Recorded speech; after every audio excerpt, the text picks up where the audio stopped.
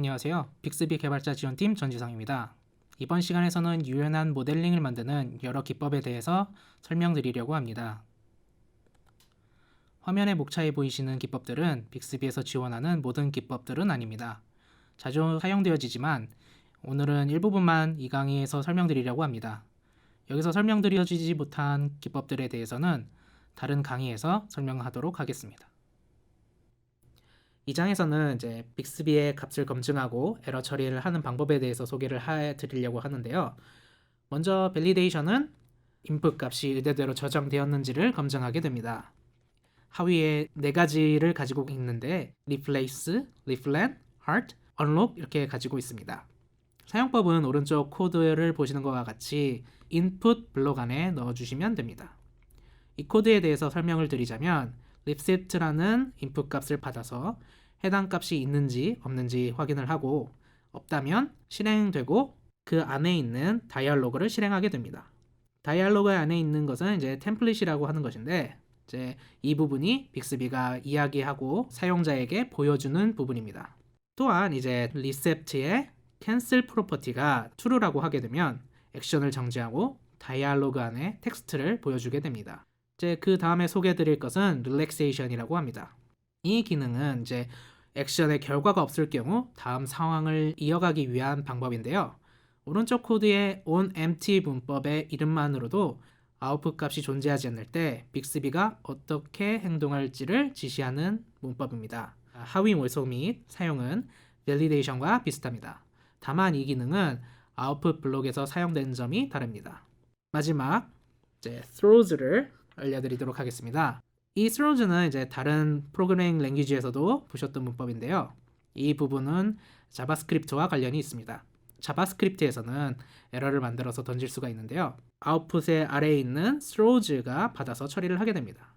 아래의 코드를 보시게 되면 자바스크립트에서 throw 문법으로 에러를 던지는 것을 보실 수 있고 이렇게 던진 에러는 액션에서 처리를 하게 되는 것이죠. 네, 자바스크립트와 액션을 이제 연결하는 부분은 차후 강의인 자바스크립트를 이용한 비즈니스 로직 구현하기에서 더 자세히 알아보실 수 있습니다. 이 기능은 이제 유저의 발화 중에 해당하는 값이 없을 경우 기본적으로 채워 넣을 값 혹은 실행할 액션을 지정하게 됩니다. 예시의 코드의 경우를 이제 설명드리자면 인풋으로 phone info를 받게 되는데 이 값이 없을 경우 show in phone list라는 액션을 실행하라 라는 의미를 가지게 되는 겁니다. 그리고 다음은 evaluate입니다. 일반적으로 액션에는 항상 액션의 아웃풋을 만들기 위한 자바스크립트 코드가 필요합니다. 하지만 액션의 입력 값을 그대로 결과값으로 보내는 정도의 행동만 하게 되는 코드들이 간혹 있습니다. 그러할 경우에 자바스크립트 코드는 오른쪽 코드 아래처럼 정말 간단하게 구현이 되는데요.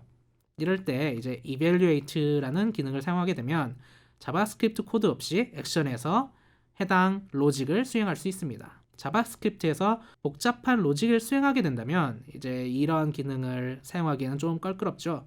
그러나 인풋을 받아서 아웃풋으로 넘기는 정도의 로직이라면 evaluate 사용하시는 것을 추천드립니다.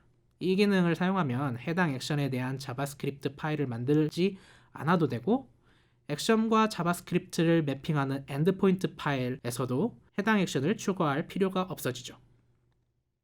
다음은 인풋 그룹입니다. 여러 인풋을 한 가지로 묶어서 그룹을 만드는 것을 인풋 그룹이라고 하는데요. 이 그룹에 속하여 있는 인풋들은 그룹의 최소, 최대 정책을 따르게 됩니다. 이 정책은 requires라는 문법으로 명시를 할 수가 있는데요. 하위 요소에는 one of, one or more of, zero or one of, zero or more of가 있습니다. 이 의미는 이제 이 그룹의 인풋 중에서 정확히 한 가지만 받을 것인지 또는 이 그룹의 한 개 또는 여러 개의 인풋을 받을 것인지 등을 정하게 되는 것이죠. 예를 들어 이제 오른쪽의 코드를 설명드리자면 인풋 그룹으로 렉 컨디션이라는 것을 설정을 해놨습니다.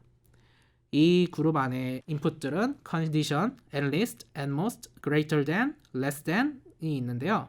그래서 requires에 one of라고 되어 있어서 인풋 그룹의 정책은 one of인 겁니다. 즉 아래의 여러 인풋 중에서 단 한 가지의 인풋만 받겠다는 선언을 하게 된 것이죠. 다음은 이제 computed input입니다. 이것은 이제 해당 액션의 인풋 값을 가져오거나 다른 액션에서 다른 컨셉 값을 가져오거나 액션을 실행하기 위한 안전한 방법이라고 할 수 있습니다. 예를 들어 이제 코드를 설명드리자면 이제 컬러에 대한 인풋 값을 받을 때 해당 액션의 다른 인풋 값인 apply selection이 값에 있으면 get color list라는 액션을 실행해서 폰 컬러라는 컨셉을 가져오라는 의미입니다. 이제 rollover와 extend를 보시겠는데요. 이 두 기능은 만들어진 컨셉을 재사용한다는 점은 똑같습니다. 하지만 다른 점은 rollover는 기존 컨셉을 복제만 한다는 것이고요. 그러나 이제 extend를 사용하게 되면 기존 컨셉을 복사하는 것뿐만 아니라 거기에 새로운 프로퍼티를 추가해서 기존의 컨셉을 확장하여 사용할 수가 있습니다. 방금 나온 코드를 보시게 되면 인원 컨셉에는 추가 프로퍼티가 추가되지 않았고 아래 컨셉 스트럭처에는 비즈니스 컨셉에 더하여 카테고리 그리고 레스토랑트 스타일이라는 프로퍼티가 추가된 것을 보실 수가 있습니다. 그리고 다음 강의에서는 자바스크립트의 기초와 이를 활용하여 빅스비 비즈니스 로직을 구성하는 방법에 대해서 소개하도록 하겠습니다. 감사합니다.